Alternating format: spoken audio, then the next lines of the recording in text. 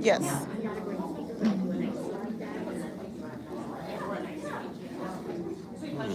Kind of.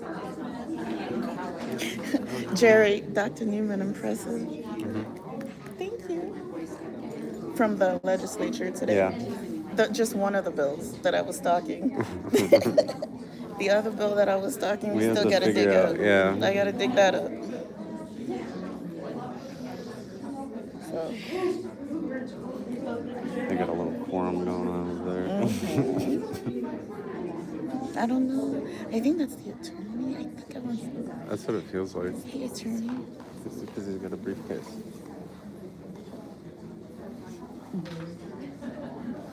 See?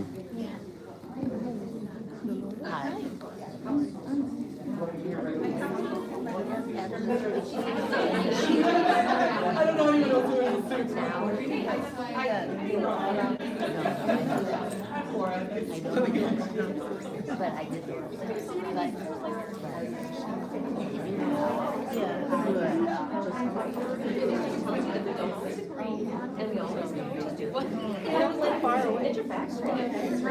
She does. But she tries to come in, because you're not renting your house anymore. You just have it available for your use whenever.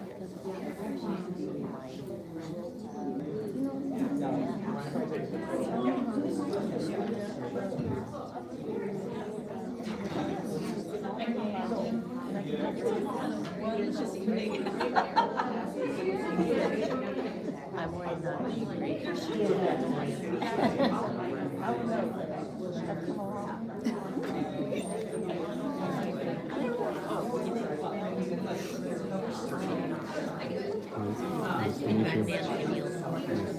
She knows how, so she's good people. Yes. Remember Siri?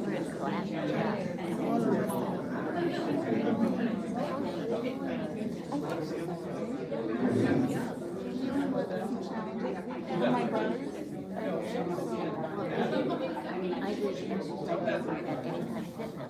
Oh, yeah. Before COVID. Yeah. I built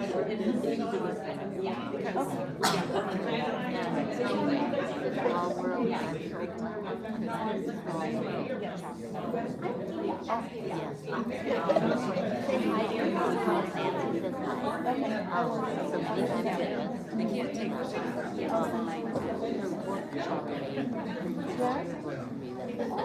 Maybe Helena had it. Anyhow, and then it was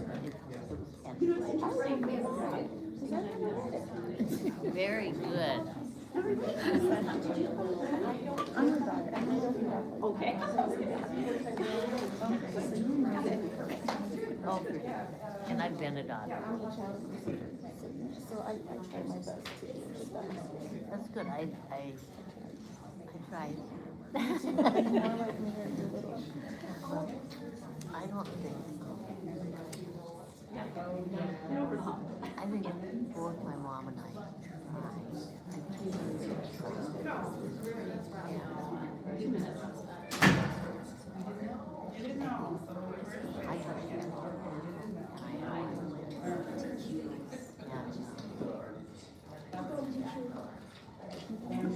I probably Yes. but it's never too late to learn. Yeah.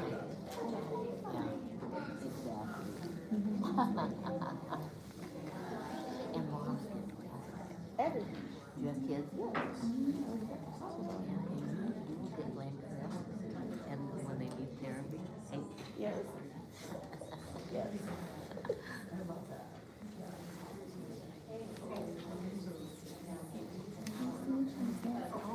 nice to see you. And your husband's name is Carl. Carl. You were taping the other one? Yes. The city council? Excellent. I think so. Are you like taping for the whole or just doing this? Yes. I thought you were from something news or like from the Nine Cloud or whatever that thing is.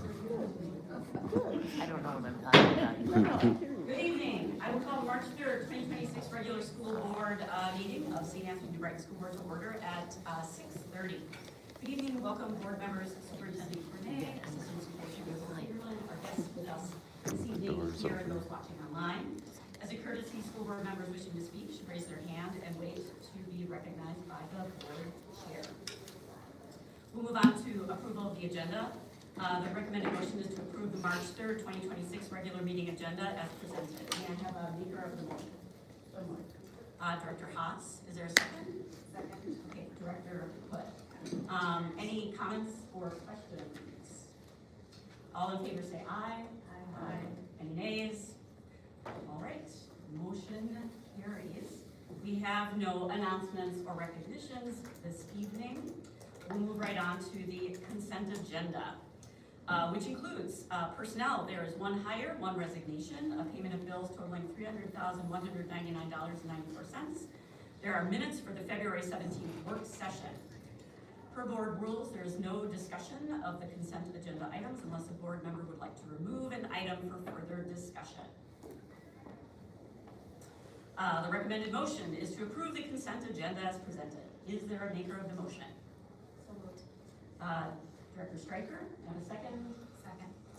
Director Bosmans. All in favor say aye. Aye. And nays. Motion passes. All right, and we begin our discussion items. Our first discussion item this evening will be the Title IX external audit. And at this time, I would like to introduce Attorney Mick Waldsberger, who will be leading a presentation based on his external audit of the district's Title IX policy and practice. Mr. Waldsberger, thank you very much for being here on behalf of the board.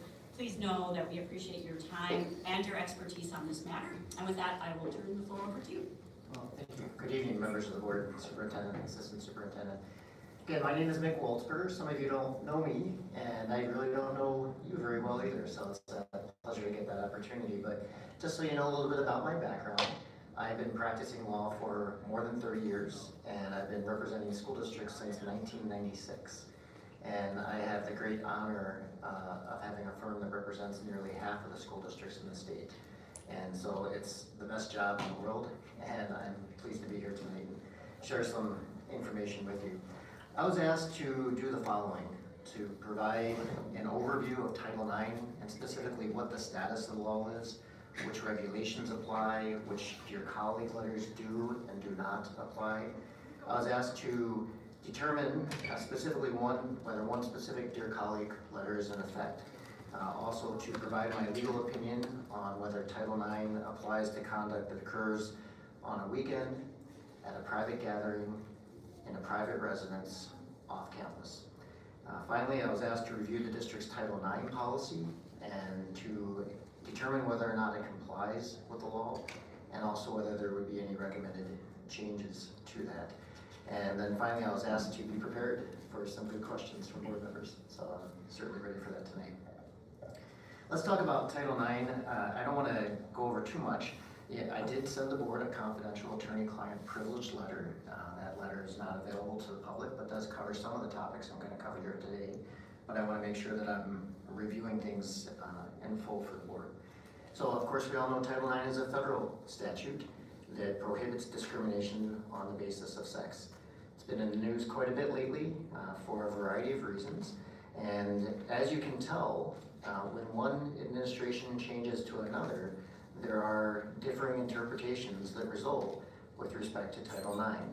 And one might say whether that's fortunate or unfortunate, certainly makes life interesting for attorneys.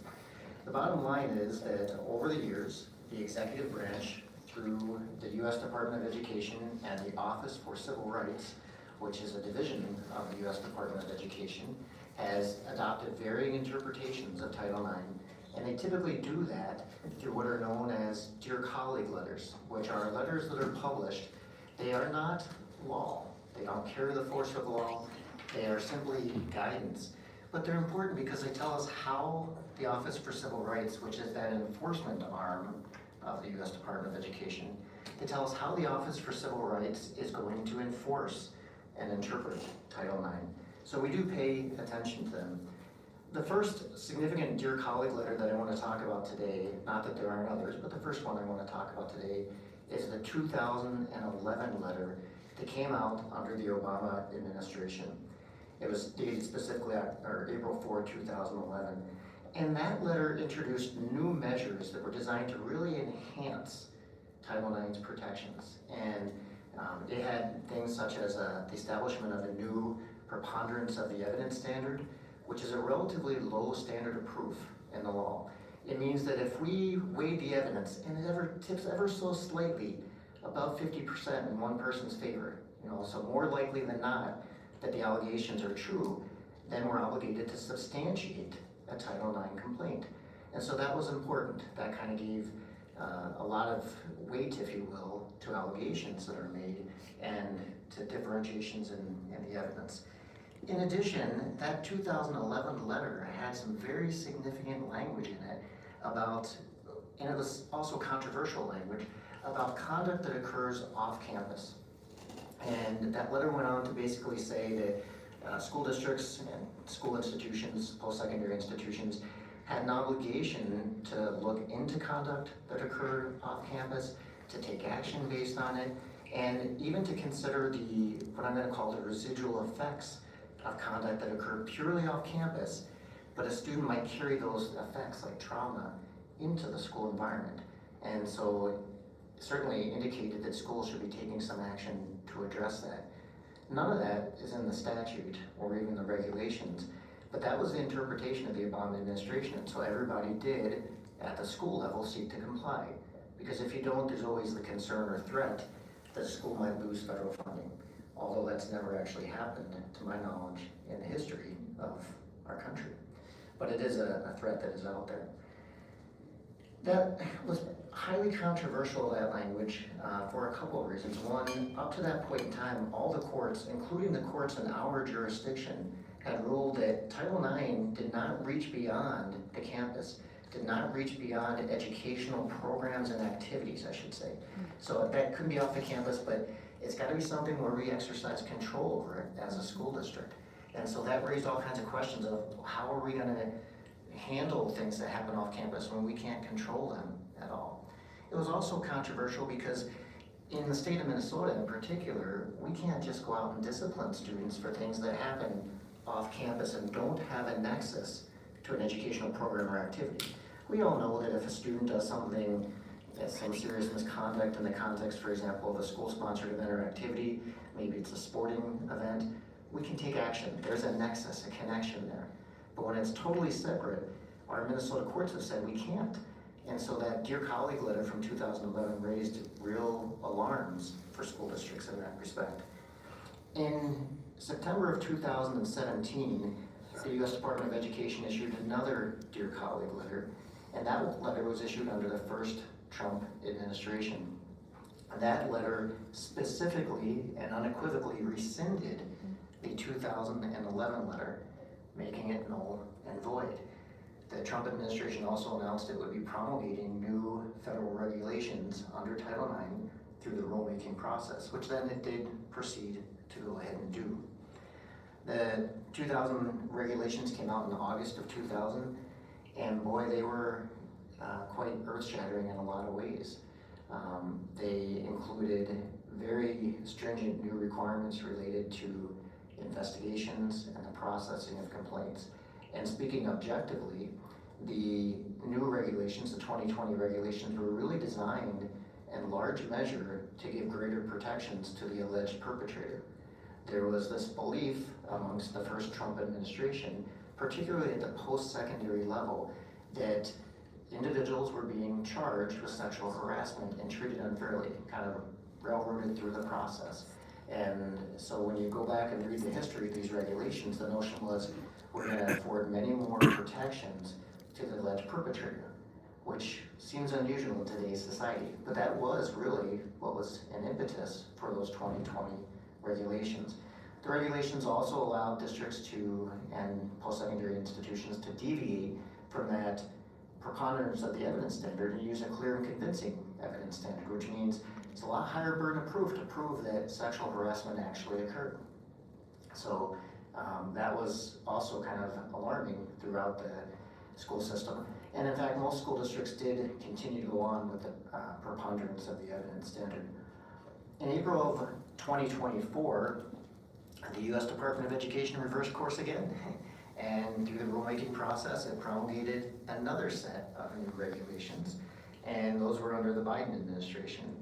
Those regulations really sought to change the playing field altogether and to then substantially increase the protections, particularly those for individuals based on gender identity. And they faced immediate legal challenges, and they were overbroad. They went beyond the power of the executive branch. And so courts, one after another, found them to be invalid. And one court in particular found them to be unconstitutional, vacated them in their entirety, which means they're a legal nullity. That's as if they never existed when regulations are vacated.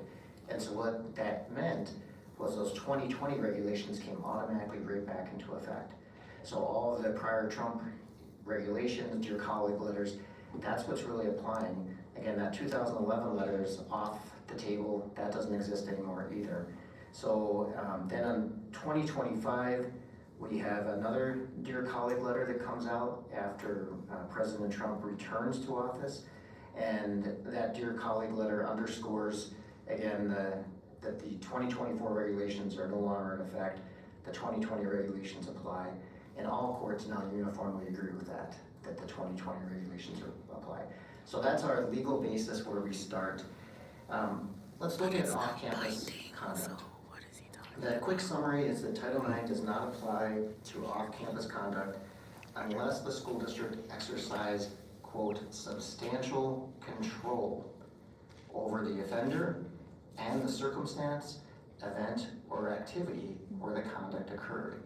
And that is clear from the plain text of the statute, from the plain text of the 2020 regulations, and from judicial interpretations. And I won't go reading those cases for you because probably everyone's feeling a little sleepy already.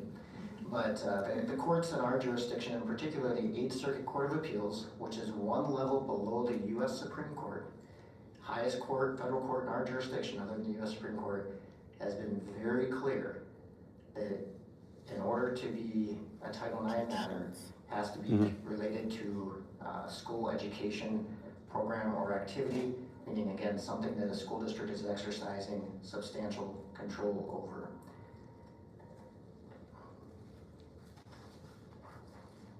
The bottom line is that Title IX is not triggered, and that's the word I'm going to use. It's not triggered unless the alleged sexual harassment occurred in an education program or activity. Again, that substantial control is really our test. And that is a threshold requirement, meaning if it's not met, Title IX does not come into play at all. And we have no obligations under Title IX. No obligations to, for example, contact the victim, no obligations to contact the Title IX coordinator. There are no obligations. It simply does not apply. There are some cases in which we'll have a potential Title IX matter come up, and we have to investigate and determine, hey, is this threshold requirement met or not? There are definitely those cases. And then there are other cases when we gain actual knowledge about a situation, and it's clear and it's undisputed, maybe even from the victim, that it happened outside of an education program and activity where there is no substantial control exercised by the district. And when that happens, that's one of those rare cases, well, it's not necessarily rare, it's one of those cases, and I have a little flow chart I'll share with you in a bit, where the matter just goes into other areas for us to look at. We look at other potential areas of discipline. Maybe we still offer accommodations and other ways of support, but it's not a Title IX matter, and so nothing under Title IX comes into play. And I want to say too that that is true regardless of how severe and how terrible the misconduct is. Now sometimes that's hard to take. You know, I'm a parent too. And sometimes we think that there should be some kind of exception when it's just the worst of the worst misconduct. But there's not. That's not the way the law operates in this area. Again, the 2011 letter provided different guidance, but that letter is gone and null and void. So the question I want to just be clear I'm addressing too is, if Title IX is not triggered, what obligation does the district have under Title IX? And the answer is none. I just want to be really clear about that. There is no obligation whatsoever. We can, again, offer supportive measures, but there's not under Title IX. I want to mention too that when the 2020 regulations came out, remember I talked about how they were designed to be more protective perhaps of the perpetrator, and then we had the Dear Colleague letter that followed. Those regulations are really clear in saying that if those threshold requirements are not met, even if you process the complaint in the beginning, let's say you had to do that little investigation to see if the threshold requirement was met, once you determine it's not, you don't have discretion to go on and treat it as a Title IX matter, because maybe you think that's a better process or whatever. You have no discretion to do so whatsoever. The law, federal law states you must dismiss the matter under Title IX. So you can't choose to go forward with a Title IX complaint. I also want to talk briefly about the issue of what can we do? Because sometimes, again, really bad things happen. Let's say we have two students who are involved in really a bad situation. One student engages in really severe, clear, reprehensible misconduct. It happens outside of school, not part of a school program or activity. We don't operate it, we don't sponsor it, we don't exercise any control over it. What can we do? Well, one, we can look at Minnesota State High School League bylaws if the perpetrator is involved in a sport, because that's the one area where we have the right to reach out beyond, whether there's a nexus or not, whether it's on school property or not, whether we exercise control or not. And little quick quiz, anybody know why that is? And the answer is because school activities like that, extracurricular activities, are a privilege and not a right. The difference is that K-12 education is a fundamental constitutional right. And so we can't take that away without that clear nexus. And there's a couple of Minnesota cases. One is a federal court case and one is a Minnesota Court of Appeals case that says when the conduct happens off school property, you can only discipline for it if the misconduct was a continuation of or has a nexus to conduct that happened at school or in a school zone. So the conduct started in school and then went outside of school, and then you can do that. Or if the actions of the perpetrator have a direct and immediate effect on school discipline and the general welfare and safety of students. So we're talking, a student outside of school makes a bomb threat, you're darn right. And to blow up the school and come shoot up the school, and it happens all on social media or off school site, absolutely we get to do that because that has a direct and immediate effect on the general safety, general order and discipline, general welfare of students in the district. So, but it is somewhat limiting and that can be frustrating at times. We've had cases where students have been involved in conduct such as strangling, felony level strangulation of other people off school property, and we can't discipline for it. And so there can be tough cases like that. And sometimes the result of the law is not what we want to see. The district's Title IX policy, I did spend quite a bit of time looking at that and specifically reviewed it for the issues of concern in terms of the breadth and scope of the policy, and it does comply with Title IX. There are a few little language changes that I'm going to recommend. I'll send a letter and through normal channels and just with a couple of minor language changes that I would like to recommend. Nothing of great significance. I do want to call out though that I also reviewed your the flow chart that your district uses. And I do disagree with this chart. This is inconsistent with your Title IX policy. It's also inconsistent with your obligations under the law, and it should, in my legal opinion, be changed. And the problem with flowcharts is they tend to try to oversimplify things, but you can do them, at multiple levels. And one of the things I'd encourage you to do too is have a couple levels of flowcharts. I brought just an example I'd like to pass out, and I have a couple of copies if members of the public would like some too. They're just examples of, for example, the triggering events I talked about, those key threshold matters.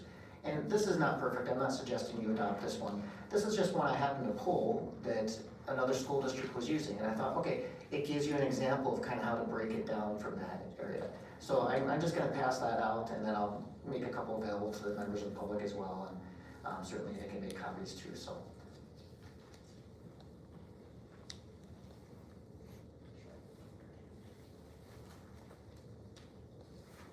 I'll make sure I have enough, and I'll hand out what I have after that.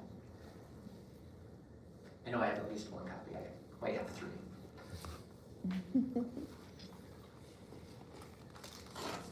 I want to make sure every board member has one first. And then... Okay. Superintendent, do you have a copy as well? I gave it. Oh, I do. I'll take one, thanks. Yeah. And I have, I'll give a couple of, you can pass one out to someone else too if you would. And I'll give my copy out when I'm done. Again, this is just meant to be illustrative of what other districts have out there saying when is Title IX triggered. And so, again, when I use this exact language, I tweak it probably a little bit, but it helps break down what you can see. It's too much to put on this. You can't cover it all in one flow chart like this. And then also, this flow chart, just to call out a couple of things, I really don't like the language in the bottom left where it says a student or employee who has experienced, has knowledge of, or otherwise becomes aware of sexual discrimination, including sexual harassment of a female staff or student, must report the allegations. That suggests that if you're the victim, you must report that, and there's no obligation to do that. That's not a correct statement of the law. And this also doesn't really give you a good, if you want the flow to follow, particularly for Title IX. So I recommend changes to that as well. And again, this, not the end all be all, just meant to be an illustration for you so that you can see, again, there are triggering events, and that's a common phrase that's used in the law, and I often see that in court decisions. Was this particular law triggered or not? If it's not triggered, no application whatsoever. And so in the situations that I posited to you, it was not triggered. I do also want to respond to some questions. I had a couple of questions. They're good questions about Title IX coordinators and their role, and one of them had to do with should the position be filled by a community member, for example, or another person outside of the district. I'm not aware of any district in the state of Minnesota that does that. And typically your Title IX coordinator is going to be an employee of the district, and for very good reason. You want to ensure that there's proper training of that individual. You want to ensure that you have oversight. You want to make sure that you have accountability. And also the work is going to ebb and flow too. There can be concerns, someone might say, well, there's suggestions of bias or things of that nature. What if it involves what if the alleged wrongdoer is your superintendent? There are certainly ways to address that. And typically if there are serious allegations of concern against your superintendent, I'm not suggesting there are here, I'm just throwing out hypothetically. If that were to ever happen, one of the things you can do is hire somebody, your legal counsel, I know you have regular legal counsel, they come in, and as an attorney, I don't represent, when I do my work, just like this evening, I don't represent any individual employee of the district, none. And I do that very intentionally because I represent the board, so that if the board ever has a conflict with an employee, I can represent the board. And that's the same thing that's true of your general counsel as well. So you don't have those concerns. And the industry standard, again, I would say, is certainly to have your coordinator be an employee of the district. I also got some really good questions about the difference between post-secondary and K-12. There are differences out there, and sometimes you look at these policies and they're vastly different, and sometimes they're a little bit head-scratching different. I'll be blunt about that. I'm not sure where some of the language comes from some of the post-secondary ones, but I would also say that they're very different animals. When you look at K-12, remember earlier I mentioned that's compulsory attendance, which means that it's a fundamental constitutional right. And that changes the game. Minnesota. It changes our ability to reach out, it changes our ability to take action. It requires us to follow constitutional, procedural, and substantive due process. And so we are gonna be limited compared to what post-secondary can do. Because post-secondary, they can adopt rules that are much broader than what a K-12 institution can, and they don't have those same constitutional due process concerns. Post-secondary institutions also exercise far more control over far more programs, activities, facilities. You know, I was recently visiting a college, and you know, it just is mind-boggling about the number of buildings, for example, that a college or university has. You think of athletic facilities, you think of research facilities, you think of housing. You know, how University of Minnesota owns lots and lots and lots of housing. Frat houses, sorority houses, but I mean just general housing. They have garages, shops, repair places. They employ people in vast arenas. So all that means that they are what? They are exercising substantial control over all of that. And I don't mean to minimize K-12, but you don't exercise substantial control over something like that. And you can easily tell that by comparing your budget to their budget, right? The annual budget on things like that. So it does make sense when we break it down, why we'd see some of these really substantial, stark differences to the policies. So with that, I would be happy to entertain any questions the board has. It was my honor and privilege to review information on your behalf, and hopefully you found it helpful. Question? Yes. Director Hood. Thank you. I have just a question in hearing that you represent half the school districts in the state. When it comes to language around supportive measures, in your experience, would a district typically say to a parent, we will now be offering you supportive measures? Or might they consider saying things like, we would suggest offering a schedule change or a later workload or something like that? Or is it explicitly supportive measures are now being offered to your child? Yeah, so first of all, we have to get, are our thresholds met, right? Are the threshold met? Right, So once the threshold is met, then when I give trainings, I don't encourage people to speak kind of robot, those supportive measures we have today are X, Y, Z, you know. I just don't think that that's an effective way to do it. This is a victim, right, or an alleged victim, and I'm gonna assume, you know, that something may have happened. I don't know, but that may have happened. And we're going to sit down and talk about what can we do to help? What can we do to be supportive? What can we help in the interim? We have an investigation. Here's what the process is going to look like if we go down the Title IX complaint road. And if we do that, you know, we're obligated to offer you certain things, but in any event, we want to offer them to you just to make sure that you feel comfortable in your environment. And again, that's assuming all the threshold things are met. What are your preferences? What are your wishes? A lot of times, you know, you'll have the alleged victim come in and say, I want to change my schedule.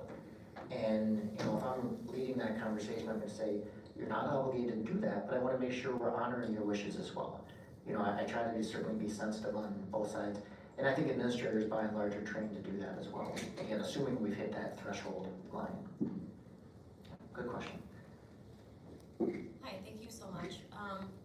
What level of school district employee can make a determination whether this the actual knowledge qualifies for Title IX? Like, could a teacher make that? Could a building principal? Could a superintendent?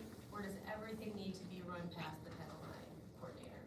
Anyone who has actual knowledge of sexual harassment as an employee is required to report it to the coordinator. And again, that assumes that those thresholds are met. And I always give the example of, if you hear that 2 kids over the summer, not school-sponsored trip, ran into each other in Italy, and they got into a massive, one student assaulted the other student, just terribly harmed him horribly, and they come back and find out it was a sexual assault, you know, you have actual knowledge of that, would I expect someone to report that to the coordinator? Not when it occurred in Italy. So again, when those thresholds aren't met, we're not gonna do it. But anyone who has actual knowledge that something happened in an education program or activity at any level, as part of our training of our employees, they should know they have an obligation to report it to the coordinator. Whereas they should report everything, they're mandated If report. a teacher becomes aware But the Title of IX something person that doesn't meet needs the to be threshold for Title trained IX, and should know they how to do still, their are job they to say, able okay, to kind this of make meets threshold, this that doesn't. determination What themselves, he's or should doing they be is going to higher he's protecting administration? the school district from And like if risk. an admitted, like the So principal hears about if you something, never bring it, are they then they able to can't be held say, okay, this doesn't Does meet that the make sense? threshold? Or should they be going to the Title IX?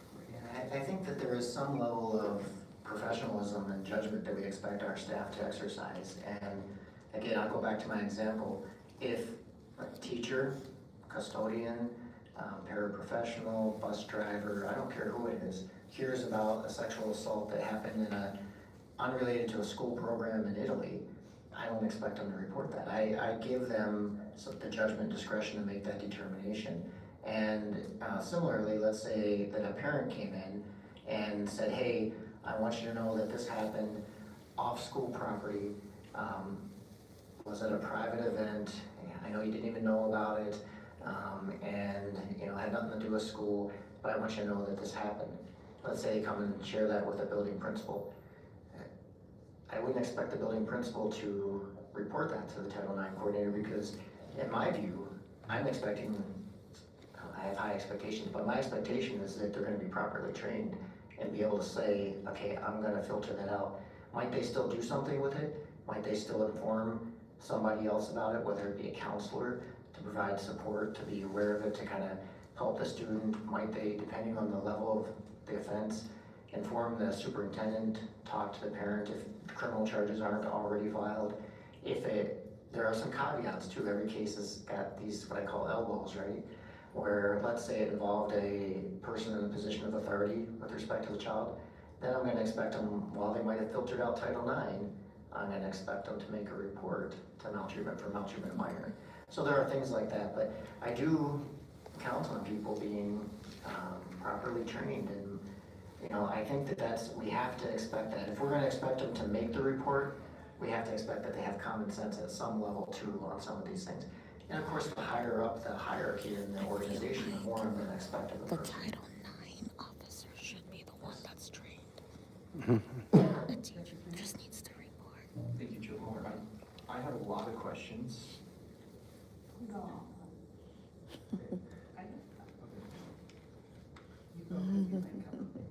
right. Mr. Walter, thank you for preparing that report and your responses. If I were wearing my other hat of university professor, I would give it an A. And like, you didn't have to be here, and so thank you for taking the time to do this work. It is an important topic in our community, and especially now we're in the spring, and important year-end events are coming up, which is sort of the time, one is sort of the standard times when things happen. And so I have some questions kind of with that in mind. So hopefully we can begin to take actions. I'm glad you brought up the flow chart because that's what I'm gonna talk about. I'm glad you reviewed that. My first question, I think you'll agree, is should our process follow our policy? I think it should, yeah. Okay. Great. That was a nice, thank you for the start. So I've spent a long time reading the policy, thinking about the flow chart. This I just saw right now, so I haven't really reviewed it yet. But the first thing I want to focus on is the concept of a report. And in the Title IX policy, section 2 is sort of vocabulary definitions, and report, oddly, is not really listed in that section. But it is discussed in section 4 about reporting. And I just, in talking about our previous flow chart, I mean, it's very clear in section 4, A and B, that students should and employees must report directly to Title IX coordinator. And that's not reflected in our current flow chart. And I just would like your opinion on whether we should be following policy in this case, where people are bringing things to the Title IX coordinator.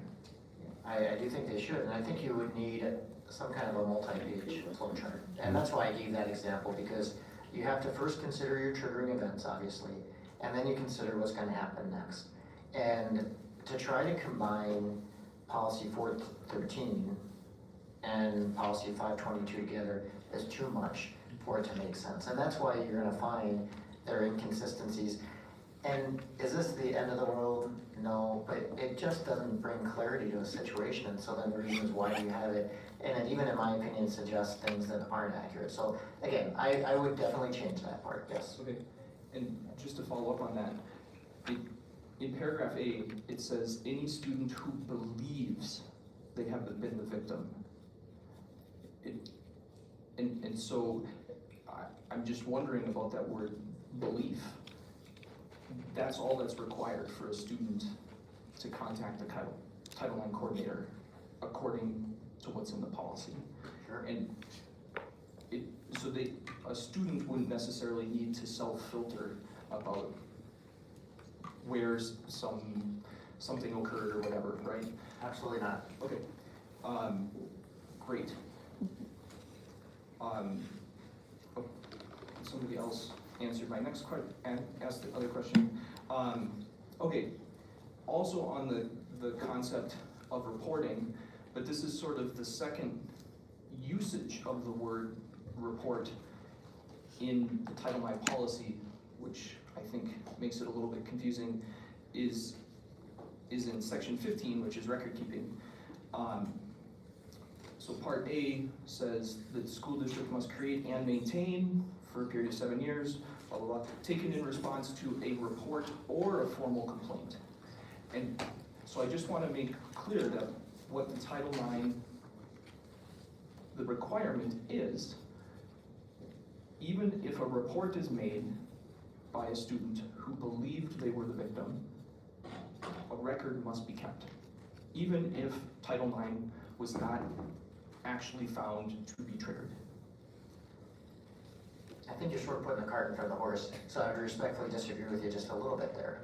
Again, if it's not triggered, and that's the important concept here, if it's not triggered, it doesn't apply at all. And we might say, do we want to have as a best practice that we're going to document everything that comes in? Certainly, that's within the purview of the board to make that kind of a determination. But if you say something's not triggered, then this goes away, it just doesn't apply. Sorry, give me no drop. I thought about doing something dramatic like dropping the paper, but not. Yeah, so then it just would not apply at all. But I do think that sometimes the language gets cumbersome. You know, when I talked about making a few minor language tweaks, you know, when I see things like that, this is an MSBA standard policy developed for districts across the state, and you have the authority to make tweaks to it. And so I think that that's good insight on your part to say, you know, there might be confusion that's generated when we use that word in different ways and at different times. And so I certainly think that there's some merit to that. And I think there's some merit to saying, you know, anytime we find out about something in some way, are we gonna say that we want it documented, even if it's not triggered in Title IX?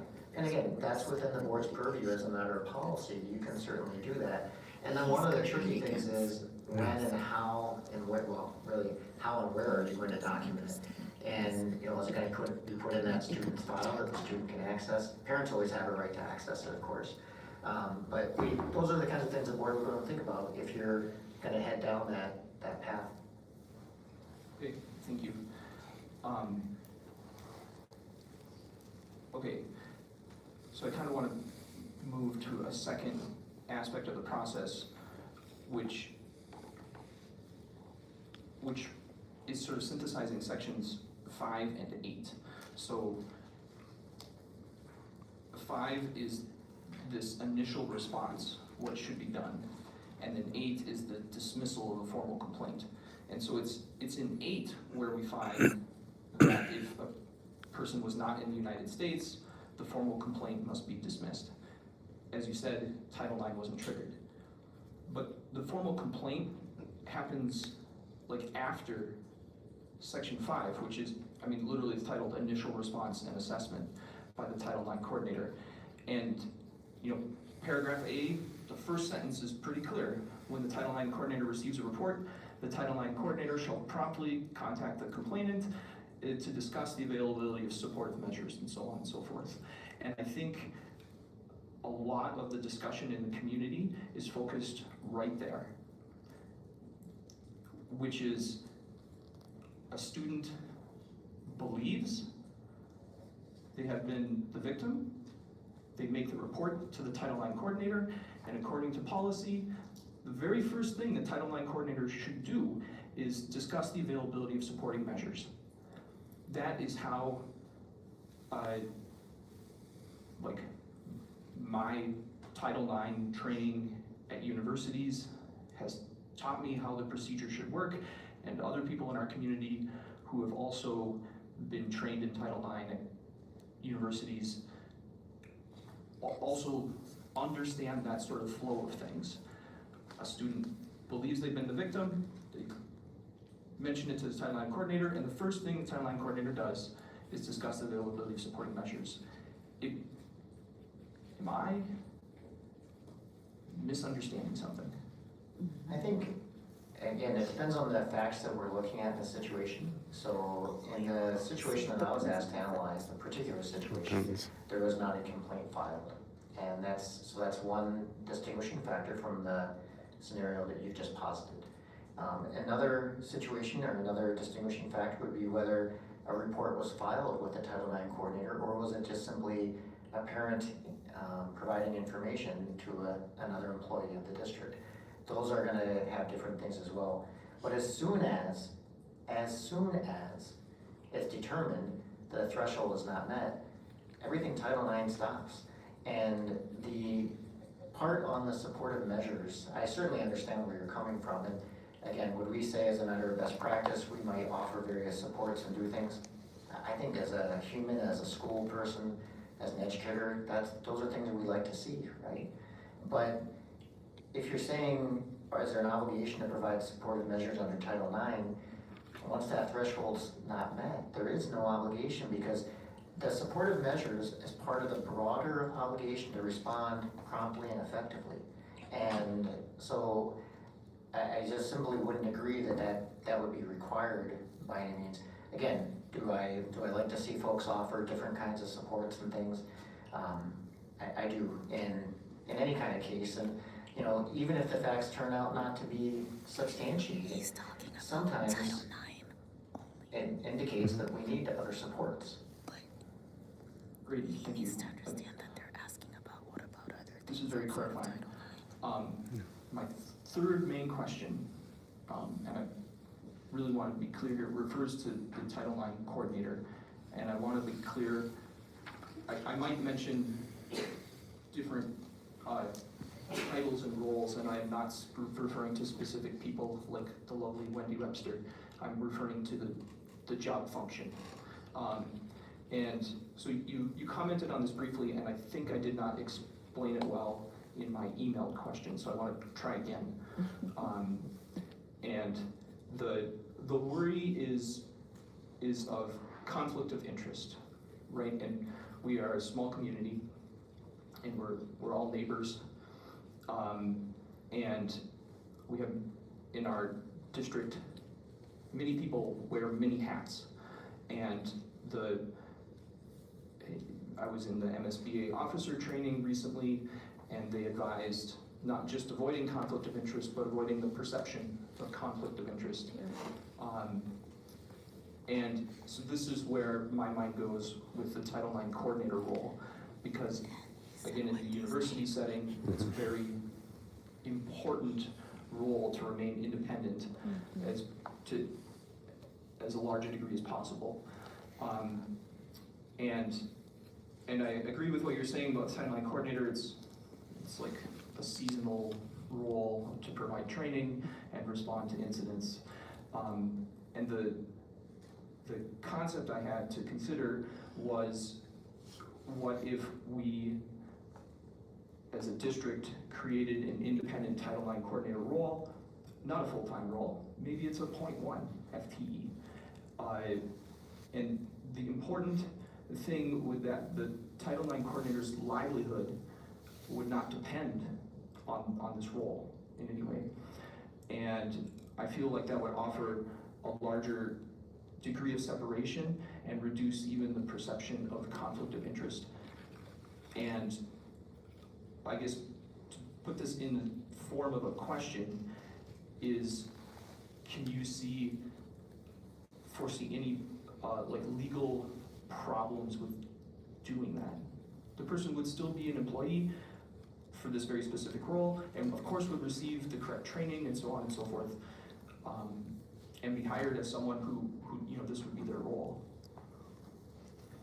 Yeah, I articulated some of the concerns earlier, and again, I'm not aware of any district that does that, but let me start by saying, first of all, I wouldn't want to assume bias just because it's a small town and an employee works. I think of the fact, and I grew up in a very small town myself, and the building principal was also a coach. He knew everybody and everything, and including when I got suspended from school, right? And I got in trouble, I got whatever the case might have been. And so, I don't know that we can assume bias just because he knows all the families in the district in that particular case or here. I also think that Title IX and your policy really seek to address that concern by differentiating the roles. So you've got a coordinator, you've got an investigator, you've got a decision maker, you've got an appellate decision maker, and so you've got a lot of safeguards put into place. I did talk about the one, what if you have, so if you have an allegation, you could add that in against certain administrators. You could certainly put that in as a means of addressing it that, typically your sexual harassment policy, for example, will articulate that then the complaint will go to the school board chair. Otherwise, again, having a 0.1 employee, they're subject to the administration, the same as a 0.5, 0.8, 1.0 employee. And I would really struggle to say I'm going to assume that there would ever be bias on the part of our administration, and particularly our central administrators, because we have a situation where I'm going to just draw out an example of the superintendent as the CEO. It's the most important, highly trusted person that you have on staff. And I cannot then say I'm going to assume bias on the part of my most important, highly trusted employee of the district. And if the board has issues or concerns, that's another thing to address altogether. But it would not make any sense to say, I have a concern and therefore I'm going to hire someone else. First of all, it doesn't eliminate or address the concern that you have, right? And then again, why would you make that assumption? Those things don't flow for me. So I think that if there are specifics, like again, if you have allegations that are made against an administrator and you want to find ways to do carve-outs for how that will be addressed, you have the right to do that as in your sexual harassment policy. Again, I wouldn't necessarily agree with the proposal that you're making. Not that you couldn't legally do it. Does it make sense to me to do it from my perspective and from my experience? It doesn't. I don't mean that as a criticism, but I just don't think it does. He is a lawyer for the school district. He represents the school board. So he doesn't want I would love to bring hear a little bit more about an ideal process. Like we're talking, like we've kind of determined that our policy for the most part is pretty good. I would love to know, like we need to build out our process and what we want that to look like, the flow chart. I would love for you to walk through an ideal process, like best practice of what we should do from the very beginning of we hear a report, there's actual knowledge, all the way through until I'm less concerned about like once the Title IX is decided, it's more that kind of gray in there. How do we decide that? Whether the thresholds are met? Perhaps maybe a little bit further into that, like where the threshold is a new term that I'm understanding right now. Like until it's deemed that it's a clear Title IX violation, so kind of through until that point. Yeah, I do think your policy lays that out. I mean, I do. I think that there are districts who have decided to go much thinner on the Title IX policy than what your policy is. Keeping in mind that Title IX actually doesn't provide a prescriptive, detailed requirement. You have to have your grievance process, but yours is very, very adequate and very specific. So I don't have concerns with that part of the policy at all, and I think that that lays out the process very well. I did review as well the training that another law firm provided. It was, I think there were 90-some pages of slides. I thought it was well done. They're one of my competitors as well. Your general counsel is a competitor of mine. We're not hanging out in the same social circles by any means. But, you know, and I've only met these, well, your general counsel anyway, I've only met at a professional conference and talked to him for, I think, a few minutes. So I don't know him other than he has a very good reputation. But same thing with the presentation from Madam President Wayne. I thought it was a very good training presentation. I think it lays out the process consistent with what your policy is. And so I would refer you to that. The part that I find to be wanting is the flow chart and your initial assessment process, where we're not giving perhaps as clear guidance to both administration and to the board, so that the board has the expectation that if these thresholds are not met, this is going to happen.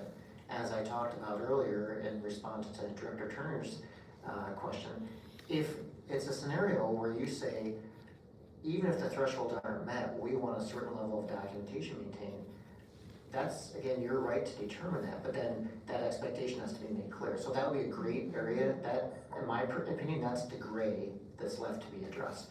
The rest of it is pretty nicely done. Director Haas, have you, I can't remember. I have a point of clarification, if you wouldn't mind. So, just a point of clarification for the people in the audience.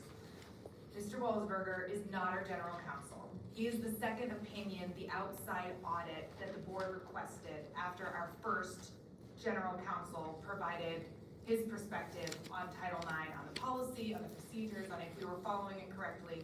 There was not agreement from the board on if we all were aligned with his perspective, and so we have sought second outside counsel perspective. That is, I just wanted to bring that forward. If that, I know we've got some new attendees, we're all in this together. Carry on, Director Haas. Before you do that, I'm glad you just made that too, because I'd be a little concerned. I've had a number of folks approach me and ask me to take on new business, and I'm not taking on new clients, and so I don't want someone to think, sure, hey, wait a minute, you're working with St. Anthony right now. No, this was a one-time, I was asked to give a second opinion. I'm doing that. Happy to do it for you, but yes, that's all it is. Thank you. I want to know what the general counsel said. Thank you. This is all, like, this is our way of learning more and improving, right? And so one of the things as we're learning about our processes, our administration is doing a really good job of benchmarking and looking about and like figuring out where are our potential areas for improvement. And I think like our process is one of those. I just have a question, like I want to make sure I'm understanding something correctly, but then also maybe like you could share your perspective on this too. We did an awesome professional development session with MSBA about Title IX as well. So it's a topic that we're very interested in and really truly to just like do better. Like I think that's our goal, that's all of our goal. And so one of the things that I have written down, so maybe it's right, maybe it's wrong, you can tell me if it's right or wrong, is this notion of like the same person can't investigate and decide. So if Title IX is triggered, or as it's like it's like, okay, the threshold is maybe met, but we can't totally decide yet, like but we're gonna go into this, like, I have down, like, the coordinator can't investigate, the investigator can't decide. So what, if we can't have the same, like, we don't have, is there something where we need to have multiple people involved in both the investigation and then ultimately making the decision? And then if that is the case, what does that look like in a district like ours? And then also, is that like, is there a documentation of that investigation? And what does that do if we ultimately deem Title IX wasn't violated? Does that investigation just go away? Is there a report? Is there a lot, like, again, report, what are the words? I don't know. Is my question making sense? Again, I think like as we're trying to just clean up our flow chart and get some clarity for everyone involved on our team, like our staff, so they know, just tightening that up. Am I? Yep, no, you're spot on. Cool. So, and I was just paging because I do recall seeing it in your policy, but we do separate the roles of the coordinator, investigator, decision maker, and appellate decision maker. And your policy addresses the fact that we can appoint different people at different times. If you do an investigation under Title IX, you are absolutely required to develop a report. And there are specific requirements for, notice to both parties ahead of time, to give an opportunity to see the evidence, to give an opportunity to basically see the report. It overrides data practices limitations for the most part. There are some little tweaks there, but so we have a report, we have a decision made. When there's an appeal, there's a different person that makes it, and it all depends on the level and where it arises, who might do these things, who might get appointed to do them, and that's really something that's left to the discretion of the administration, so that we don't run into conflicts or apparent conflicts or other kinds of concerns. So that's why we don't typically just appoint one person to say, do this. Sometimes your Title IX investigations are farmed out because it's such a cumbersome process. Most districts don't get many true Title IX complaints, and when they do, it just takes a lot of time. So for example, it's not uncommon for our firm to have an attorney go out for a school district client, do the investigation, but then do nothing more. Then there's a decision maker, appellate decision maker, and so forth. But there is always a report in that case, yes. So would the Title IX coordinator decide who the investigator is gonna be, or would that be in conjunction with administration, or like, who decides where that next step goes? It's usually determined by policy. Your policy, I believe, on section, it's on page 4, but it's let me get the right Roman numeral 2, M5 says the superintendent may delegate functions assigned to a specific school district employee under this policy, including but not limited to the functions assigned to the Title IX coordinator, investigator, decision maker, appellate decision maker, and facilitator of the informal resolution process, etc. Okay, great, thank you. All right, so we are approaching an hour, and I have some comments that I want to make. Okay, so I have two things. Number one, will you please provide for the board and the district some kind of a public summary? Would that be something that I could ask of you so that we can provide that for our community? Just so I'm clear, sort of like a summary of what I presented on today? Yes. Yes. Yeah. Okay, thank you for that. And then, it is hard to overstate the impact of the conversation surrounding Title IX in our community. It literally has been life-changing for some of our community members. If you feel that you can respond to this, can you please say to the board, to your knowledge, based on what you have reviewed, the policy, the practice, kind of how we do things, do you feel that board administration, individuals within this district have been in any way willfully or knowingly non-compliant, indifferent to the needs of our students? I worded more broadly than that. I reviewed, I can't even tell you how many emails, and documents, and, so I feel very confident in based on what I've reviewed, I have not seen anything to indicate that anyone has violated Title IX, has violated your policy, has been deliberately indifferent, or has done anything that's inappropriate or wrong. Just straight out, as far as I'd say that. Again, might you want to say you want different things done, in the event that thresholds aren't met? That's within your rights again, to do that. But the thresholds and the scenario I was asked to look at clearly were not met. I do not believe it's reasonably debatable, and from a legal standpoint, it is not reasonably debatable. And so it cannot be said that there was an error on the part of any party under Title IX. I very much appreciate your time and expertise on this. You know, if someone has any last comment, otherwise we have a lot to go through. Thank you, truly thank you. My pleasure, thank you. All right, our next discussion item will be the Costa Rica Spanish field trip. I'm going to turn the floor over to Heidi Hagenson. She's a Spanish teacher here in our district. Hello, good evening. Thank you so much for having me. No. Big shift in. Just start talking Spanish.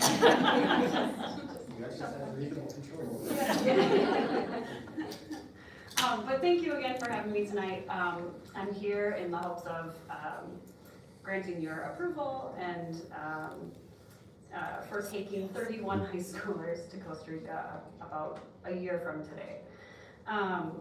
So our hope is that we are gonna go, do I need to control? Yeah, I'm just trying to get bigger. Okay, No, it's okay. do you want me to try?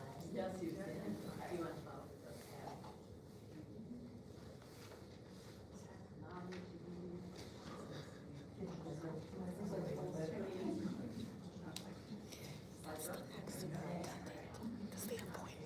It's like I feel this technology.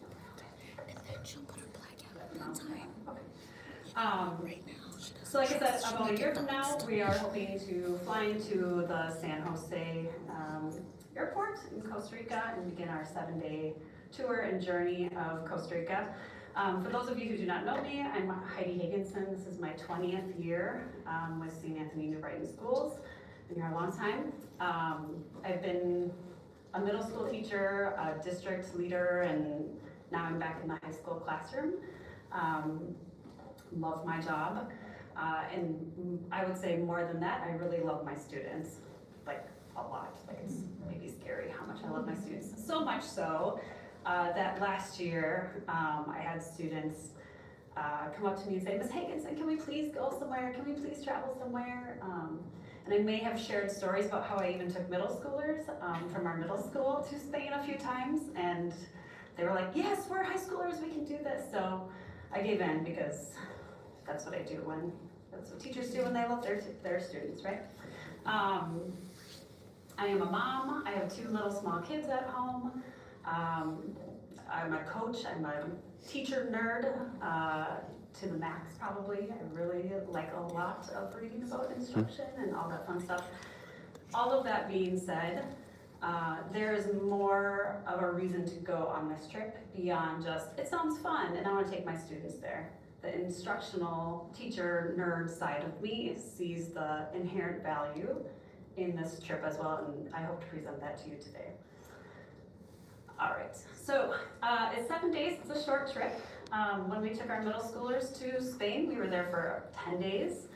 I have been to Spain many times. I have never been to Costa Rica. So before we go to possibly in the future longer trips, I just wanted to start with a 7-day trip, because I have never been there. I thought that would be a good introduction trip to this experience. So what does our trip include? Right now we have 31 students on the trip. It is a full tour.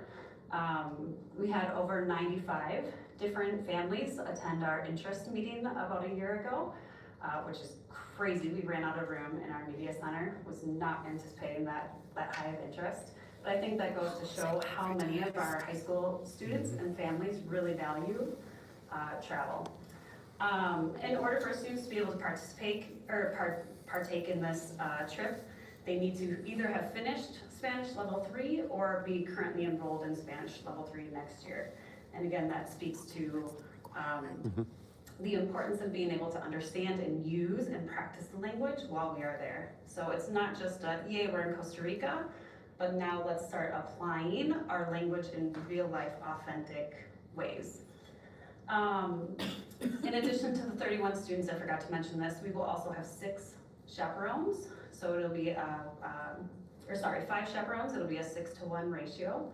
And the tour company in which we are going with require background checks and whatnot. And that, in addition to that, I also have code of conduct and different agreements that I have with those chaperones and different trainings with them as well. We have been having student traveler meetings now that we're getting closer to the trip. We're about a year out, like I said, but starting last November, we've been meeting about every other week, specifically to talk a little bit more about field trips, or not field trips rather, but fundraisers. But as we get closer and closer to the trip, we'll talk about things like how do we pack, who are you gonna be rooming with, what if you don't like the food, what sorts of things might we encounter, what are some cultural elements that we want to be aware of before we travel. I believe all of them have traveled before, but not all have traveled internationally. There's just some additional challenges and learning that goes along with traveling internationally. Partially the reason why we started the trip enrollment so far out is because it was really important to me that the trip was affordable as much as possible for families. $3,800 is a lot of money. I think as a high school student myself, my parents would be like, no, you're not going. But the hope of having it 2 years out was that the monthly payments would be all the way down to $160, which I know is still a lot of money.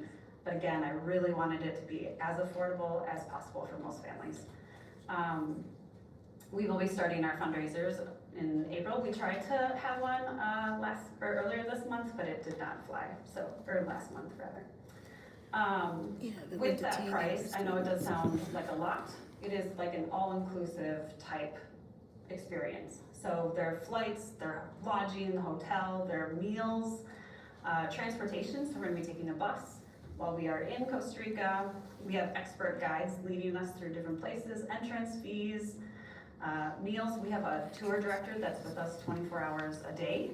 They stay in the same hotel as us. They meet us at the airport and they are with us 100% of the time.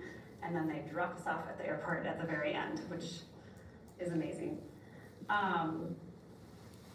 are hoping to go over President's Day weekend for a few reasons. I did a lot of research looking into different locations as well as different times of the year throughout the calendar. We have a lot of students that are very much involved in athletics, and so I was trying my best to find the time where maybe teams aren't already traveling for different reasons or trying to stay away from like state tournaments and that sort of thing. And President's Day weekend, hopefully with a day off, that kind of gave us a little bit more flexibility so that the students are not missing school, and quite frankly, I'm not missing school either. The dates are flexible when we're about 2 or 3 months prior to departure. They'll let us know more concretely about when that exact departure date and return date would be. So why travel? Well, these are the official program goals for the trip. So speaking on behalf of the World Language Department at the high school, this is what we are trying to get at. When we look at these 5 goals, the majority of them, I think 4 of the 5, are directly aligned with our national world language standards. When I think about myself as a teacher, I do my very best every day to be the very best teacher that I can be for all of my students, but yet I still fall short when it comes to replicating an authentic experience for my students.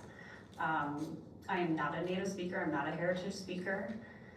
I don't have my own experience with Costa Rica as well as many other countries that speak Spanish. I do my best to immerse my students when it comes to these ideas of creating global awareness and increasing their cultural immersion, authentic situation experiences. I can't do it in the classroom for a 45-minute period a day. So a big part of this is really getting at the heart of what we want as language teachers. We want our students not just to use the language inside of our classroom walls. We want our students to eventually go out into the world, go out into the communities, and be participants in the world, right? So being able to go to Costa Rica or wherever they want to go, or even in St. Anthony and use their language, but to be confident with that and to feel like they can apply what they're learning inside our classrooms to real life authentic situations. So those are technically like the program goals, but we'll get to some of my goals in a moment. A year ago, when I pitched the trip to a media center full of families, I told them that I'm not really selling them on anything. I'm not getting anything out of any of this, but just rather I want to make sure that the trip is the right fit for the student and that the student is the right fit for the trip.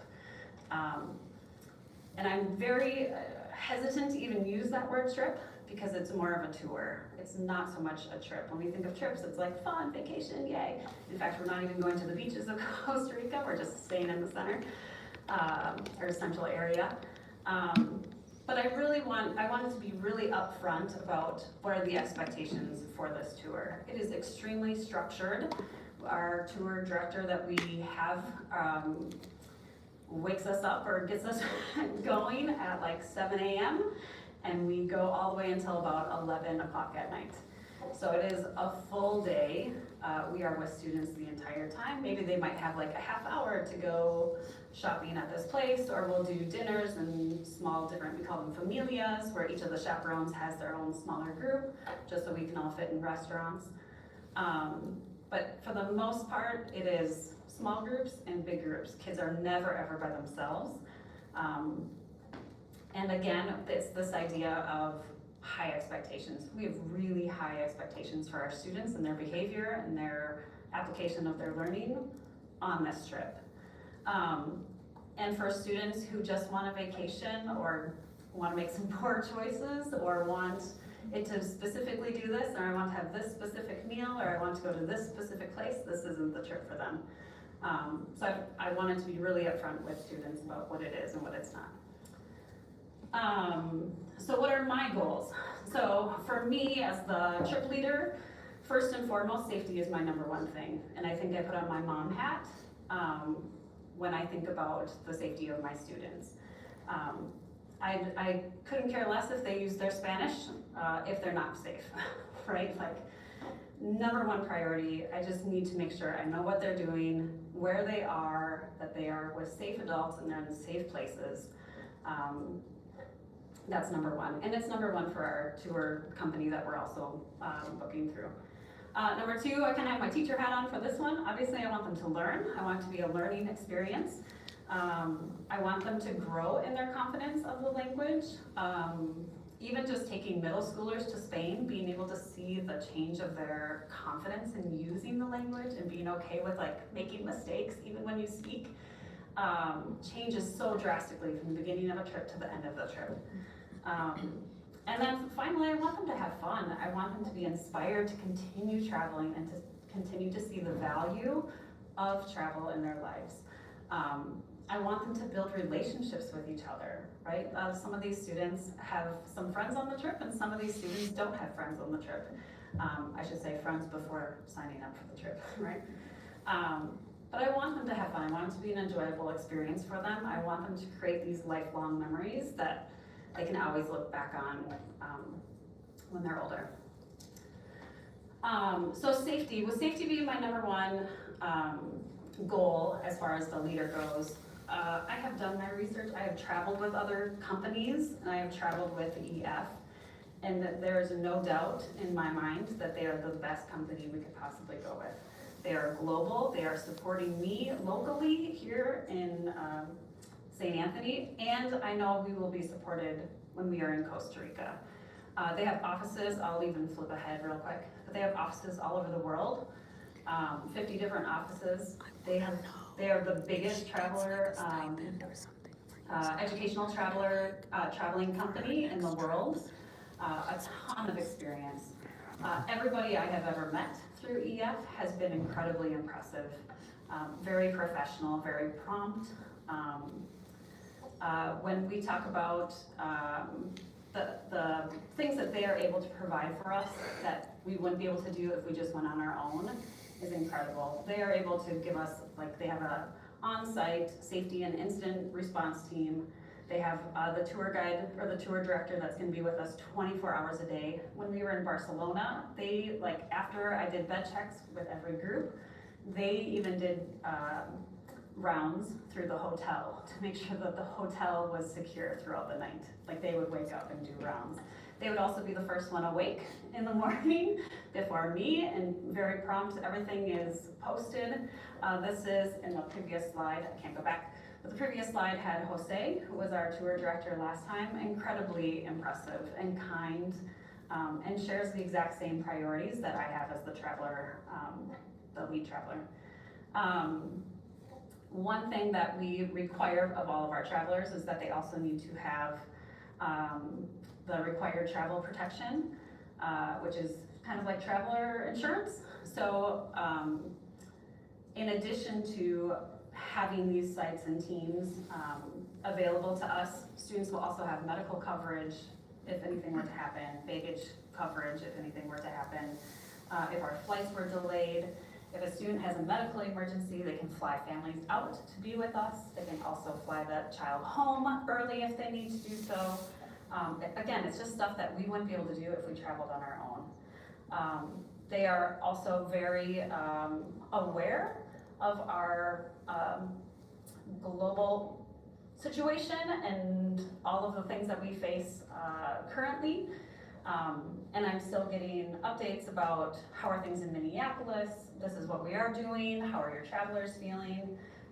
And we do have the flexibility, because we're going through EF, to change our dates or even change our location if anything were to come up. If anything happens when we are in Costa Rica, though it is an extremely safe place to travel to, we would have the ability to fly home early if need be. I'm extremely confident in traveling with EF. In fact, I would refuse to travel with any other group. That's how confident I am with them. The last few slides, these are just things that are part of our itinerary. Though I am terrified of this one, we're going to be doing some zip lining. I told students, if I can be brave enough to do these things, you can do it. So we'll be doing some zip lining through the rainforest. We're going to go and study a lot around the economy of Costa Rica. We're going to a pineapple farm, chocolate farm, coffee farm, and being able to experience that side of life, not just the touristy things, but being able to have those experiences that you can't do if you were to just travel to Costa Rica on your own. We're gonna go hiking up a volcano. We're gonna have salsa lessons. We're gonna have cooking lessons. We're gonna do lots of crazy, fun, beautiful things. It's gonna be exhausting and awesome at the same time. Any questions that I can answer? Try to give you a big overview. First of all, I want to say I've been able to zip line through the rainforest, and I am not a risk-taking person, and it was so fun, and it was wonderful. You're going to be okay. Thanks. Second, I'm curious, what are some of the things that you're doing to fundraise to help students support or make their way there? Yeah, that's a great question. Thank you for the question. When I met with the parents about a year ago or last spring, they said, yes, absolutely, we want our students fundraising for the trip. And I asked students, do you want to fundraise? And they said, yes. Now, what they each believe is work and fundraising is a little different. But because I have taken groups on trips in the past, I can tell that there is a distinct difference between travelers who have worked their way to be on the trip versus students who have not, right? Do I have an unlimited credit card to buy 8 pairs of shoes, which you laugh, but it happened, right? And I don't really have to work here. My parents just want me to go on the trip. I don't really care to be there. Versus the kiddo who shoveled endless driveways and saved their money and only bought trinkets to bring home to family members, right? It's a very different kid. It's a very different experience.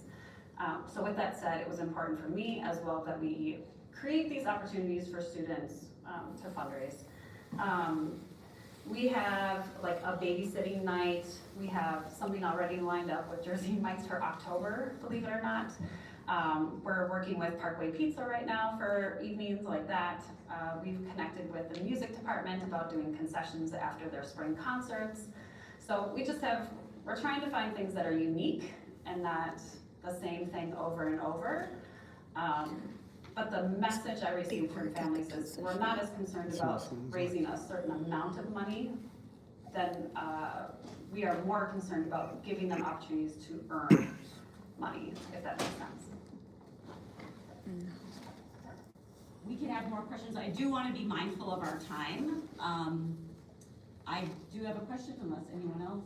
So this is more reviewing policy. So just this should, please ensure that this goes through and is approved by either the director or our controller, Fantu, or Tyler. Yeah. Someone should, per our policy, be looking at that. And we've already talked about the ratio for parents to kids. We talked about the insurance and the coverage there. I guess, so for purposes of the board, we do need to, because this is out of the country, we need to approve this. Mm-hmm. And so at this time, we haven't, Superintendent Cornate, I don't specifically remember that we've taken formal action. I am happy to bring this back if we should be taking formal action on this. But, yeah. In the past, we have not had a board resolution or a board official vote. It has been where the people who would like to take our students overseas or to another country come and do exactly what our teacher here is doing, and the board kind of says, this looks great. If there's any concerns, giving me the right to sign off upon the trip. That's why we do that a year plus in advance. Great, then I guess, is there any board member who would not support the trip?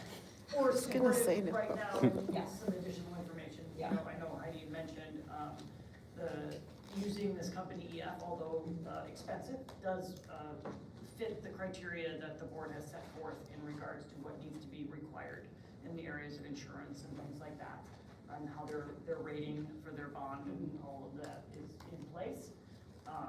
So per the boxes that need to be checked, Heidi and the team have done that. But if the board had any other concerns, we have some time, obviously. Like, no. All right, I call that approval. Okay. Thank you. Thank you for coming. A lot of work. Thank you for coming. All right, I hope you come back and let us know how it went. Okay. All right. We got 20 minutes for the next discussion. All right, y'all gonna talk real fast. Okay, so our next discussion item will be an update on the principal hiring process. As the board and our school community is aware, our district is well into the principal hiring process for permanent positions at Wilshire Park Elementary as well as our high school. And then, so tonight we have our principal search leadership team to provide an update to the board on the recruitment and selection process. So we have Matt Manier, who is our Director of Principal Leadership and Learning. We have Laurel Anderson, our Senior Employee Experience Consultant in Human Resources with CISO. And of course, we have Susan Brott, who is the Senior Strategist, I believe, with maybe HR for CISO. Thank you, and with that, I will turn the floor over to you. you don't want me in HR, I'm with communications. But yes, I am the senior strategist there. Good to see you all again, some new members, welcome.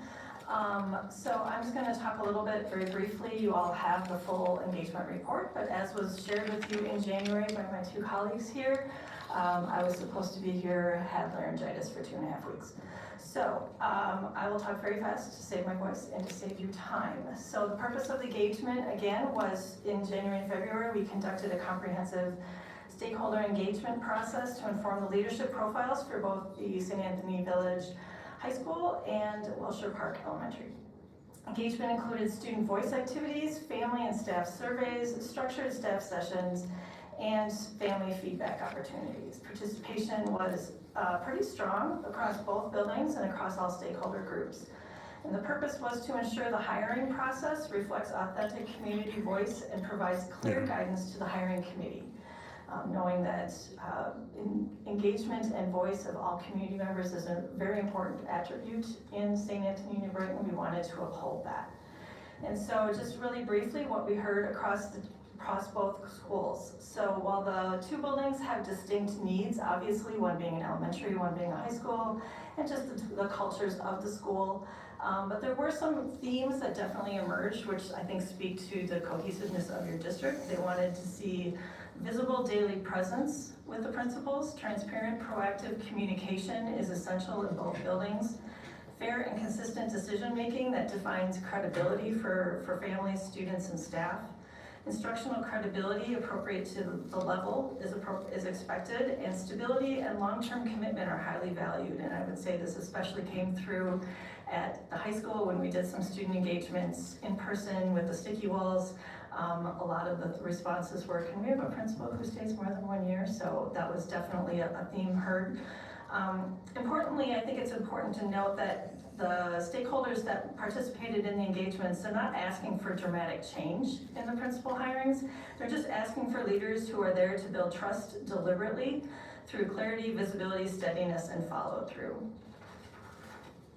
So that being said, I want to talk just briefly about the high school leadership profile that emerged just based on the engagements. Obviously, the candidate profile took some additional considerations based on the leadership and you all. But at the high school, the message was clear. The community is seeking a principled, systems-oriented secondary leader who can stabilize complexity while remaining highly relational. Across students, families, and staff, when you think about what the students really emphasize, they emphasize fairness, visibility, inclusion, balanced authority, so they want you to be not too strict, but they want to have some clear rules and understanding, and they want a principal who stays long-term, as I mentioned. Families prioritize transparent communication, academic rigor, safety, and a thoughtful first-year transition to get to know the community. Staff highlighted predictable systems, secondary instructional credibility and experience, professional trust, consistent accountability, and psychological safety. So when you synthesize these, that's where we come back to the high school seeking a leader who can do two things at the same time. Lead relationally, because that was a very big part of it, so being visible, accessible, steady, and then also lead systemically, so with clear expectations, consistent policy enforcement, and instructional credibility. This directly informed the high school candidate profile that was used and will be used for interview committee look-fors, and which emphasize transparent systems leadership, secondary instructional experience, fair and consistent decision-making, and professional trust building. Moving on to Wilshire Park. The themes were equally clear but developmentally distinct, as one would expect. The community is seeking a deeply relational, emotionally steady elementary leader who strengthens adult culture while preserving the school's welcoming identity. For students, and I had the pleasure with Matt to do some focus groups with students in 3rd and 4th grade, and the 4th graders had just come back from a field trip, so they were very energetic. But they were awesome and very thoughtful, and they described wanting kindness, calmness, fairness, and daily visibility as foundational. They talked a lot about how it was fun to see Mr. Lee in the hallways and greeting people, and they want that visibility. With families, whether in the focus, in the coffee with the principal and in the surveys, it became clear that they wanted safety, communication, academic excellence, and protecting that small school feel.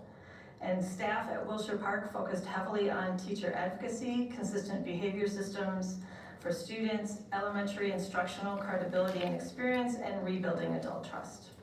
So when you synthesize that, Wilshire Park is seeking a leader who is visibly present every day, publicly supports teachers, communicates clearly and proactively, builds psychological safety for students and adults, and protects the school's identity while strengthening systems. So as far as takeaways, the engagement process produced clear, coherent leadership profiles for each building. Themes were consistent, aligned across stakeholder groups, and developmentally appropriate to each school. I've shared the full report and all of the appendices. I know it looks like, oh my gosh, it's 60 pages, but those were just, we did individual reports for each of the engagements. Like to drown people in data sometimes. So, but they informed the job, the vetting of the positions, they informed question development that my colleagues will talk about. And they will probably shape the hiring committee, although I don't want to speak to that. And also hopefully will inform the first year entry plan. So it's something that can be given to the selected candidates so they know what the community is seeking at that time. So I will say that I was involved with all of the engagements with the exception of the coffee with the principal at Wilshire Park and the 2 teacher staff meetings that Matt conducted, so we compared notes on those. So if you have any questions specific to those, we can certainly do that. I'm curious as to who they had. Vice Chair Strickland? My main question was there any feedback that you got about level of experience? You know, we taught, like, do we want to hire like a younger principal versus somebody who's got experience? You know, like, was there any community or student staff feedback? That didn't come through in the engagement information. They definitely wanted experience at the specific level and experience being a principal, but it didn't talk about years of service or anything like that.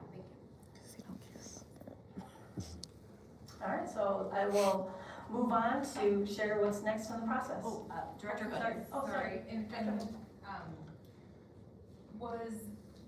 Can you just go through how the survey was disseminated and remind me, I was going through the appendix and I saw the breakdown, but how the survey was disseminated to community? Sure.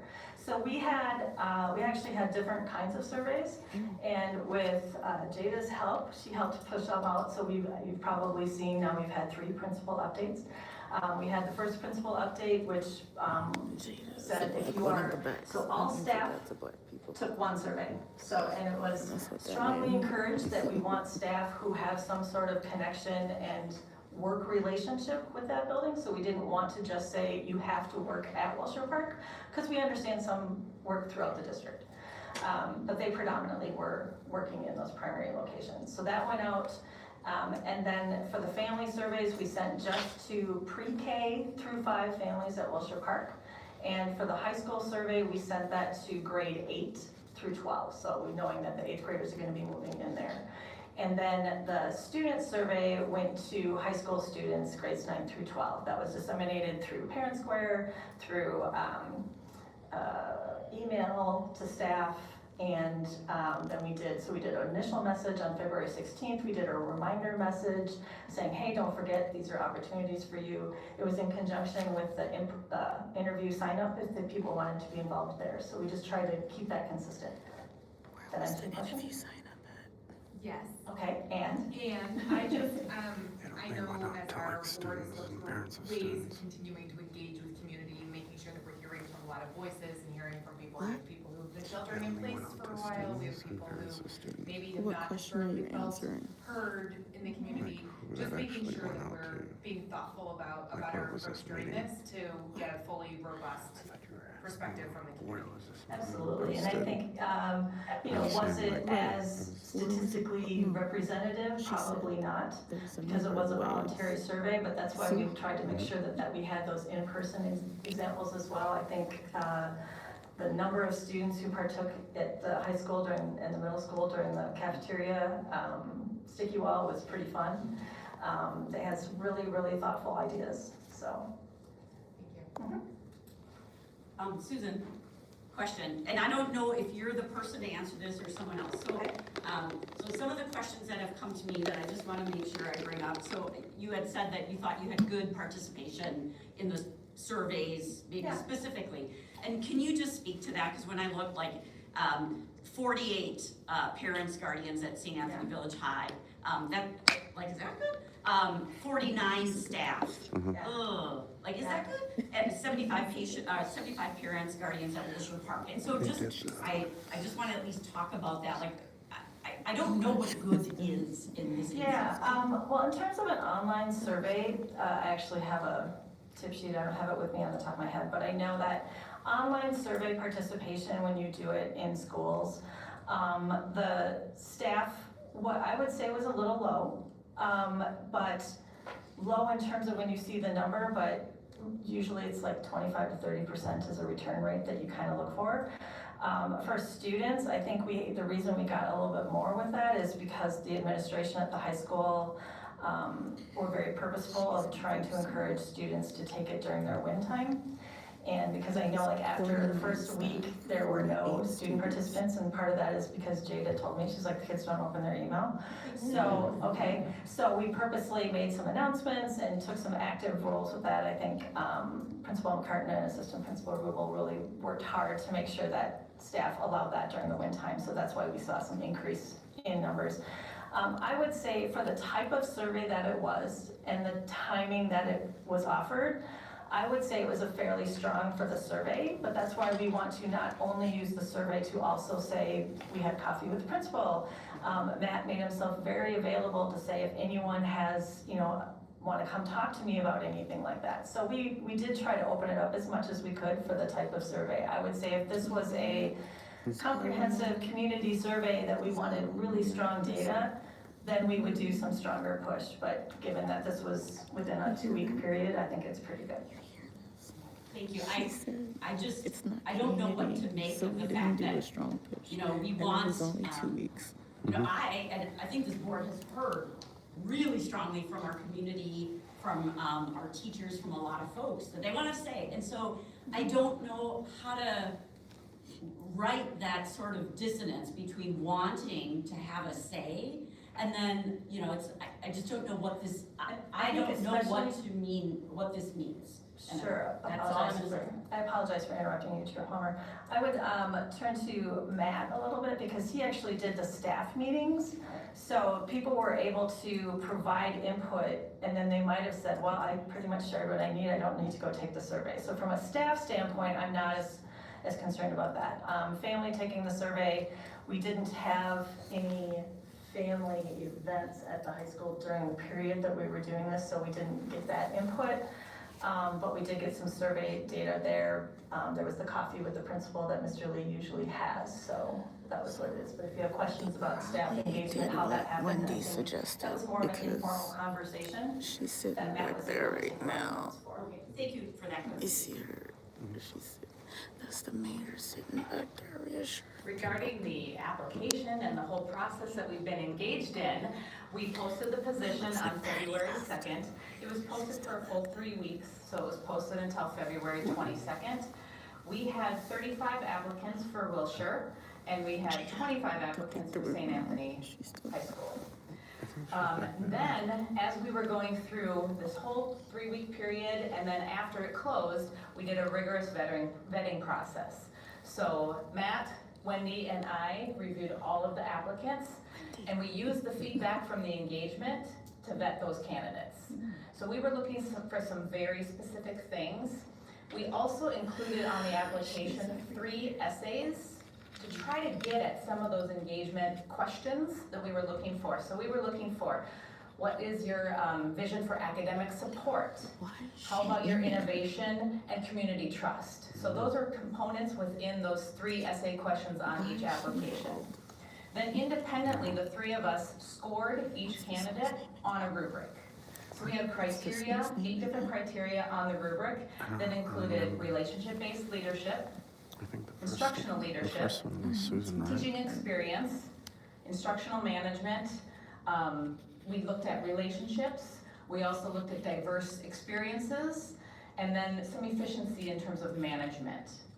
We also then reviewed each resume, each cover letter, each reference letter that was submitted, and even some of us did some phone calls to try to get at, if we had some questions that we weren't really sure what was being answered on the application, we made some phone calls to try to get more information from some of their supervisors or from their references. After we vetted all of the candidates independently, we met together and reviewed our scores based on each rubric. And from that, we decided who to bring forward for that first round of interviews, which will happen this week, Thursday and Friday. So then in those interviews, we have it structured for several different phases. There will be a building structured interview, there'll be a leadership structured interview, and a presentation. Also, each candidate was asked to include 2 writing samples and submit those ahead of time. They have to submit it by Thursday or Friday. Included in those 2 writing exercises were a cover letter, and that should include the purpose of each communication, the intended audience, and then why they chose to submit those 2 writing samples to the committee to review. So we'll be in each of those interview phases, we'll be gathering feedback. So we have a survey, a Google survey for feedback for the presentations as well as each of the structured interviews. Each of the candidates will be screened, and all the feedback will be given to the leadership team to review. So every single piece of information and feedback that is provided will be reviewed. I will take all of the feedback for each candidate and do a summary for the superintendent. She will have access to all of the details as well, along with all the writing exercises, or all the writing samples that were included. In terms of the people who expressed interest in serving on a committee, we had 59 individuals that expressed interest in serving on a committee. Now, we have had a few since then say that they weren't able to, something came up and they weren't able to participate now. I think that's about 4 people out of the 59 that are not able to participate. So we have a really good representation of the community serving on these committees. In fact, for St. Anthony New Brighton High School, or St. Anthony Village High School, we were able to take every single person who expressed interest and put them on a committee. For the elementary school, we had more teachers than we could comfortably find subs for. We have to ensure coverage for the students in the class.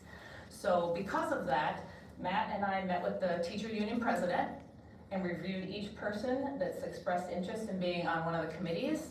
And like I told you a couple weeks ago when I was in front of you, we looked for diverse perspectives. Tenure in terms of teaching experience, diverse perspectives, grade level teaming, and then we narrowed it down to 6 people, and we communicated that those would be the people on the interview team. So then the next steps are, once we get all the feedback from each of the committees, and we review the writing exercises, we'll be reviewing those candidates, and we'll be working with the superintendent and the leadership team to make decisions about who will move forward for the final interview. We hope those final interviews are next week sometime. I'm raising the hand. I'm the chair. Oh my gosh. Okay. I want to follow protocol. Can you just share a little bit more? So it is the case with our process that we talked about very publicly. At the end of the day, the decision does go to our superintendent. When the committee makes a recommendation, and I don't know that you know, will it be, you will recommend 2 or 3? Will there be a ranking of these 2 or 3? Like, what does it look like when the committee says, here are the applicants that are our finalists? How is that presented? Or is it, here are the 2 or 3 and now the superintendent just starts afresh? Or tell us about that, how that just like make I it don't know, up. that as they go. intersects, sure. So we'll be taking feedback, like I said, from each of the participants on the stakeholder teams, and we'll be synthesizing that feedback. We also might be doing some additional reference checks. We will not be making ranking recommendations to the superintendent. It will be, here's the overall feedback that we saw, that we heard from the committee members. Here's some other information, here are the writing exercises. She will review those, we will review those, and we will give overall impressions. We will identify areas of strength.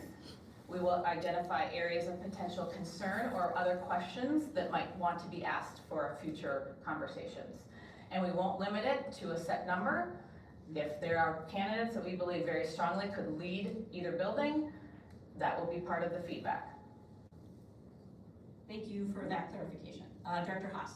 I had shared an email earlier today, but could you speak a little bit about the different components and like, I think just like, is there one that carries more weight or how they sort of factor in with each other? So I know there's the writing samples, but then the presentation and the committee. And so like, it's an art, not a science. I get it. I've interviewed many people myself, but can you just speak a little bit about the different components and when you're synthesizing, what carries great weight?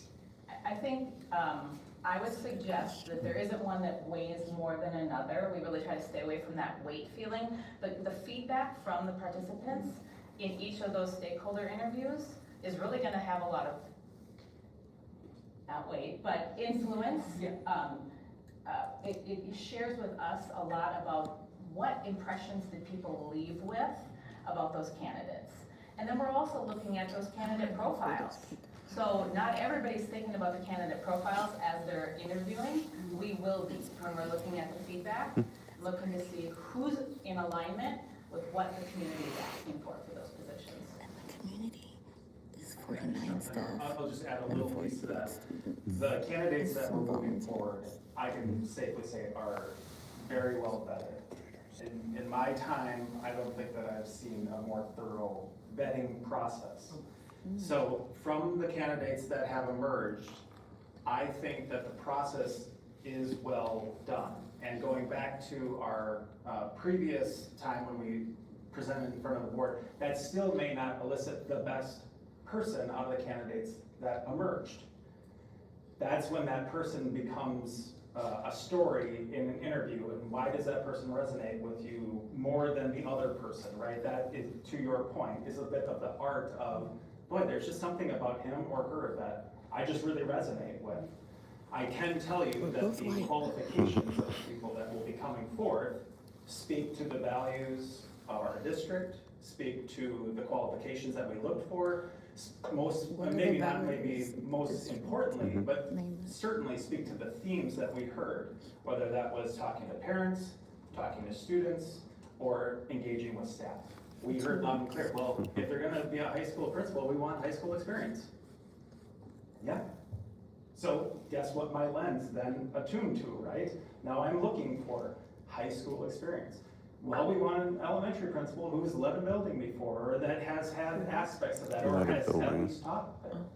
Well, guess what my lens is going to focus on, right? I'm going to look for those candidates that have that, because I want to do right by this hire as somebody who's going to be working with this person on a daily basis. I want to set them up for success. And if I put somebody in a position that they're not quite ready for, okay, I can coach them up, but they also need to be ready to lead on day one. And the proof will be in the pudding when they actually hit the ground running. But that will mean a more significant onboarding for some, or less onboarding. The work that I do with Mr. McCartan or Mr. Lee is going to be much different than the work that I'm currently going about to do with these new candidates, right? Because they bring a wealth of experience, and that we have seen has benefited not only our students, but our staff, and has made connections within our community. Director Bosman? Yeah. I just want to say, it's been really great to see this whole process. I see how thorough it is and how intentional you are being to try and get as many voices to the table as you can, and I really appreciate that. I would love to maybe, number one, how many, I don't know if you said this, how many candidates received interviews? Have you seen that? Like, or how many are getting interviews and there's. We've invited 4 to each interview process each day. We did learn this morning that we had one that had to withdraw. So there's like 3, and then I just wanted to like start a conversation, not start a conversation, we've talked previously about each building. where we want to be in this space as a board, and while not hiring or not making the final say, that is the role of the superintendent, like what do we want that to look like?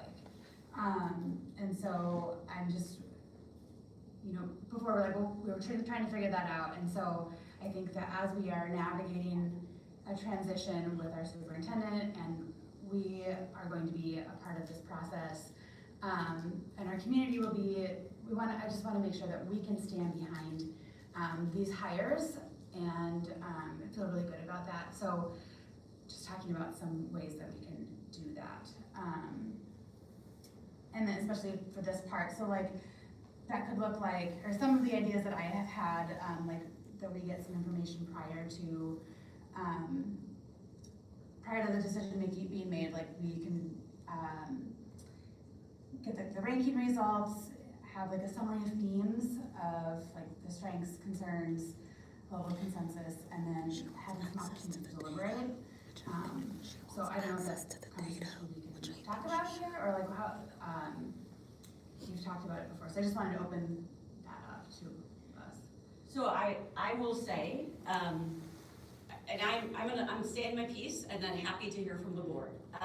The role of the board is that of governance, and I will tell you, I do not believe it is appropriate for the board to sit in session and deliberate on the teacher we are hiring, the principal we're hiring. The only person that we do that is our superintendent. Now that being said, I hear you.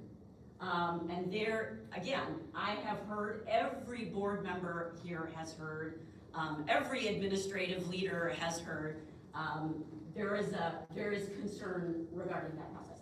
Now, I do think, absolutely, that a non-quorum number of board members can and should come in and have a discussion with our superintendent.